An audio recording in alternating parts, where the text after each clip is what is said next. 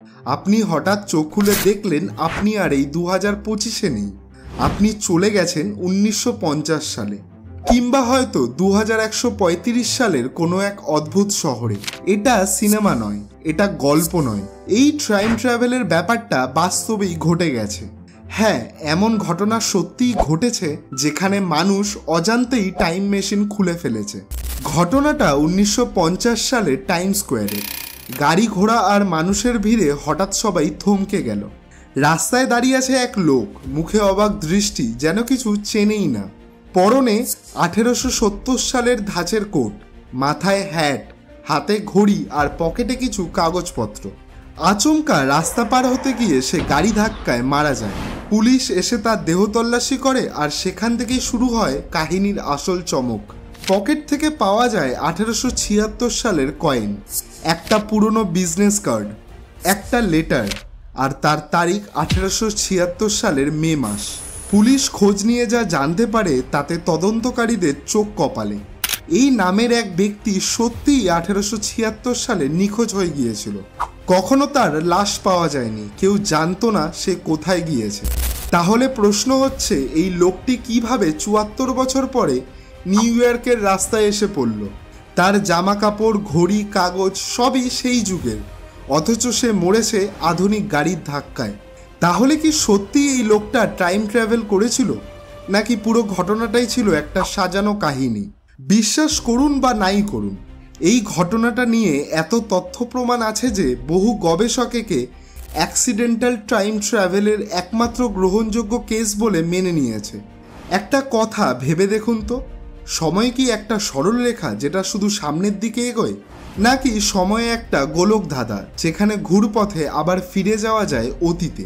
যদি সময় একই দিকে চলে তাহলে ডেজাভু কেন হয়? একই ঘটনা আগে কোথাও দেখেছি বলে মনে কেন হয়? বিজ্ঞানীরা এইসব প্রশ্নের উত্তর খুঁজতে খুঁজতে পৌঁছে গেছেন এক চমকে দেওয়া সত্যের কাছে। টাইম ট্রাভেল সম্ভব, তবে তার জন্য আমাদের দরকার সময়ের গায়ে লাগানো দরজাগুলোর চাবি, আর সেই চাবি হচ্ছে আইনস্টাইনের থিওরি। তাহলে শুনুন, আইনস্টাইনের জেনারেল রিলেটিভিটি বলছে সময় আর স্থান আলাদা কিছু না, বরং তারা একসাথে স্পেস টাইমের নামের একটায় বাধা। যদি আপনি এমন গতিতে চলেন যেটা আলোর মতো স্পিড বা তার থেকেও বেশি, তাহলে আপনি সময়ের বাঁক ঘুরে চলে যেতে পারবেন অন্য এক সময়ের ভিতরে। ভাবুন তো, আপনি প্লেনে বসে আছেন আর প্লেনটা আলোর গতিতে ছুটছে। যতক্ষণ আপনি ভিতরে, বাইরের পৃথিবী অনেক এগিয়ে যাচ্ছে, কিন্তু আপনার সময় এগোচ্ছে অনেক ধীরে। মানে আপনি বর্তমানের ভিতরে থেকেও ভবিষ্যতের দিকে এগিয়ে যাচ্ছেন। এটাই টাইম ডাইলেশন। এই কারণেই নাসার মহাকাশচারীদের বয়স তুলনামূলকভাবে একটু কম থাকে পৃথিবীর তুলনায়। তারা যদি কোনো ঘড়ি পৃথিবীর সাথে একদম এক্স্যাক্ট টাইম মিলিয়ে মহাকাশে এরকম ভ্রমণ করতে থাকে, তবে তাদের ঘড়ির মধ্যে কয়েক মিলি সেকেন্ডেরও পার্থক্য দেখা যায়। তাহলে বলুন তো, এই থিওরি কি শুধু ফিজিক্সের খাতা ভরানোর জন্য, নাকি এখানেও কোথাও লুকিয়ে আছে সত্যিকারের টাইম ট্রাভেলের চাবিকাঠি? ওয়ার্ম হোল, সময়ের শর্টকাট দরজা। আইনস্টাইন আর ন্যাথান রসেন যখন ওয়ার্ম হোল বা আইনস্টাইন রসেন ব্রিজের ধারণা দেন, তখন কেউ ভাবেনি এটা একদিন বাস্তব আলোচনায় চলে আসবে। তারা বলেন দুটো ভিন্ন সময় বা ভিন্ন স্থানকে সংযুক্ত করার একটা শর্টকাট রাস্তা থাকতে পারে, যেটা হতে পারে টাইম মেশিনের আসল দরজা। এই থিওরির ওপর ভিত্তি করেই ইন্টারস্টেলার বা টেনেন্ট সিনেমাগুলো তৈরি হয়। কিন্তু প্রশ্ন হচ্ছে, বাস্তবে কেউ কি কখনো এই টাইম মেশিনের ভিতর ঢুকেছে? 1968 সাল, আমেরিকা, সিআইএ আর ডারপা মিলে একটা গোপন প্রজেক্ট চালাচ্ছিল, নাম প্রজেক্ট পেগাসাস। উদ্দেশ্য ছিল টাইম ট্রাভেলকে অস্ত্র বানানো। এই প্রজেক্টে কাজ করতেন এক ব্যক্তি, অ্যান্ড্রু বাসিয়াগো। তিনি দাবি করেন তিনি 1970 সালে মাত্র 8 বছর বয়সে টাইম ট্রাভেলের অভিজ্ঞতা পান। তাকে নিয়ে যাওয়া হয় গেটিসবার্গ 1863 সালে বিখ্যাত যুদ্ধ দেখানোর জন্য। না, তিনি শুধু গল্প বলেননি, ছবি, রেফারেন্স, এমনকি লোকেশনের ম্যাপও শেয়ার করেছেন। তিনি আরও দাবি করেন তাকে ভবিষ্যতে পাঠানো হয়েছিল মার্স মিশন প্ল্যান দেখতে। অনেকে বলেছে এটা ফেক, কিন্তু প্রশ্ন হলো, যেই জিনিসটা অসম্ভব তা কেউ এত ডিটেলসে বানিয়ে বলতে পারে? আর ডারপা কি সত্যি এইসব নিয়ে কাজ করেনি? ইতিহাস ঘেঁটে দেখা গেছে প্রজেক্ট পেগাসিস নামে সত্যি একটি ব্ল্যাক প্রজেক্টের অস্তিত্ব ছিল, তবে সেটা নিয়ে আজও কোনো সরকার মুখ খোলেনি। এত কিছুর পরেও কি আপনি বলবেন টাইম ট্রাভেল শুধুই গল্প? একটা ছবি তোলা 1941 সালের একটা ব্রিজ ওপেনিং অনুষ্ঠানে।